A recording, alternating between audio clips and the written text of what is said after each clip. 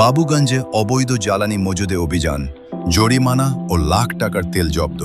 মোহাম্মদ মহিউদ্দিন খান রানা, বাবুগঞ্জ প্রতিনিধি। বরিশালের বাবুগঞ্জ উপজেলায় উপজেলা প্রশাসন ও এনএসআই এর যৌথ অভিযানে অবৈধভাবে ডিজেল ও পেট্রোল মজুদ করে বিক্রির অভিযোগে 2 প্রতিষ্ঠানকে জরিমানা করা হয়েছে। অভিযানে স্থানীয় ডিলার আব্দুল কুদ্দুস হাওলাদার ও মোহাম্মদ সাইদুর রহমান শিকদারকে অত্যাবশ্যকীয় পণ্য নিয়ন্ত্রণ আইন 1956 অনুযায়ী মোট 8,000 টাকা, 5,000 প্লাস 3,000 জরিমানা করা হয়। এ সময় তাদের কাছ থেকে মজুদ থাকা প্রায় 2,400 লিটার ডিজেল ও 600 লিটার পেট্রোল জব্দ করা হয়। জব্দকৃত তেল পরবর্তীতে নিলামের মাধ্যমে স্থানীয় ট্রলার, ট্র্যাক্টর, স্পিডবোট ও আলফা চালকদের কাছে বিক্রি করা হয়। এতে মোট 3,09,600 টাকা সরকারি কোষাগারে জমা হয়েছে।